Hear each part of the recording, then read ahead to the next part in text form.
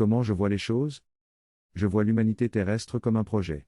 Les variations de couleur de peau typiques et de traits morphologiques typiques ne sont pas choses assez profondes pour que les groupes qui présentent ces variations soient considérés comme des espèces à part entière. L'humanité terrestre est une seule espèce, avec des variations extérieures qu'il faut apprendre à considérer comme mineures. Même si ces variations sont de nature culturelle ou autre. Du point de vue neurogénétique, la race humaine, entendez l'espèce humaine, est encore d'un niveau de développement très rudimentaire.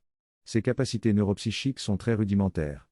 Du point de vue neurosocial, c'est-à-dire du point de vue de l'apport de l'éducation dans le développement de la maîtrise des capacités mentales. Entendez l'intellect, le mental et l'émotionnel, la race humaine est encore d'un niveau de développement très rudimentaire.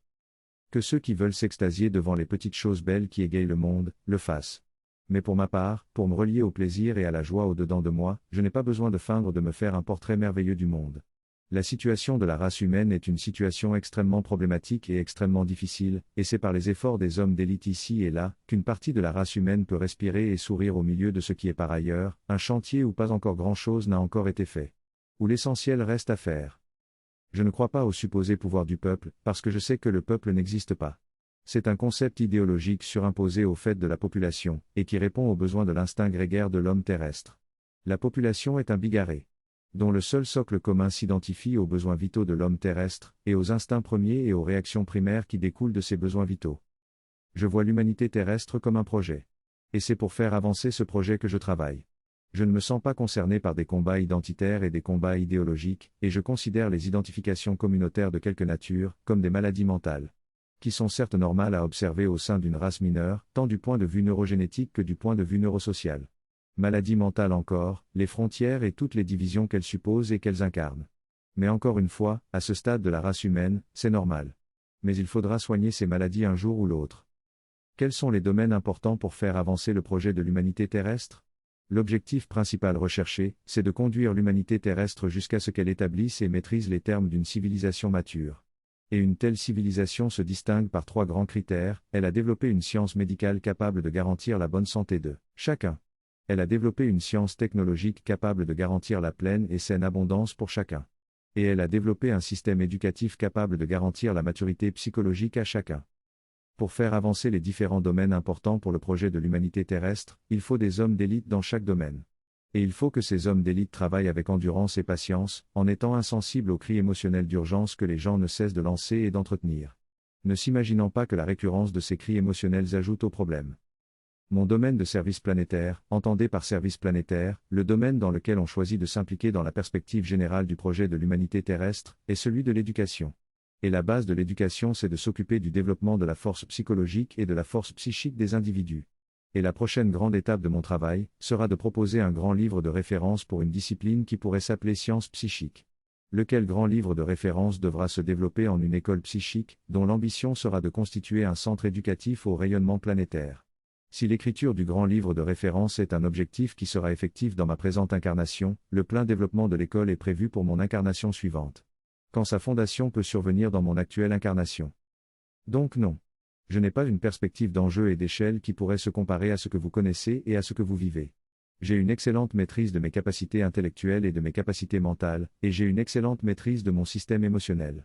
J'ai un niveau de maîtrise de mes capacités psychiques, qui me donne accès à une expérience de l'énergétique et du vibratoire qui dépasse l'imagination de beaucoup.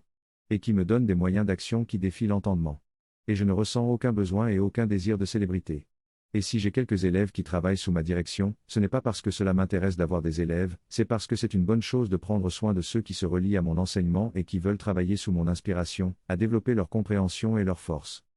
La célébrité, la richesse.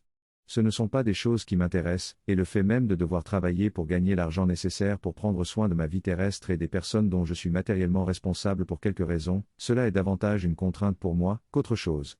Non pas parce que j'aurais quelques soucis en soi avec la contrainte sociale et économique du travail et de l'argent, mais parce que mon temps devrait normalement être consacré à 100% aux travaux de recherche et d'écriture en vue du livre et de l'école.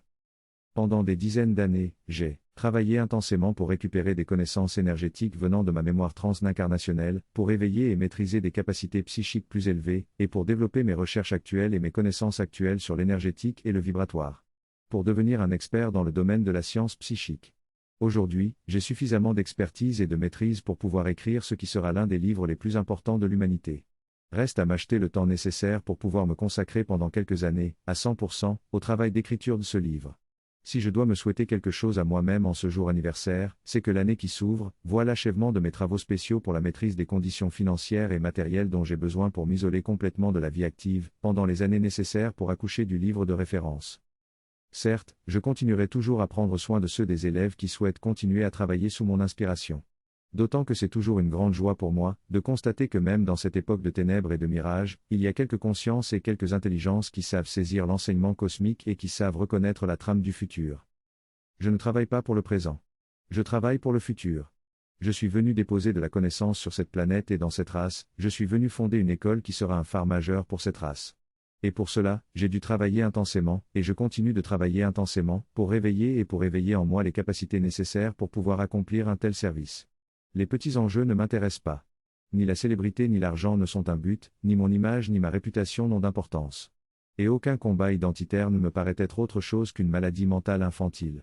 C'est le projet de l'humanité terrestre qui m'intéresse, et lui seul. Sinon, je ne serais pas venu m'incarner ici. L'argent est un outil, je m'en occupe autant que je peux me dégager du temps pour cela. Entretenir mon bonheur humain est utile, et je m'en occupe de la même manière. Et prendre soin de mes proches, élèves et parents, est une joie dont je ne me prive pas. Au-delà de tout cela, je raffermis chaque jour mon expertise et ma maîtrise, et je travaille chaque jour dans la perspective du service planétaire dans lequel je me suis engagé. Bonne journée à tous.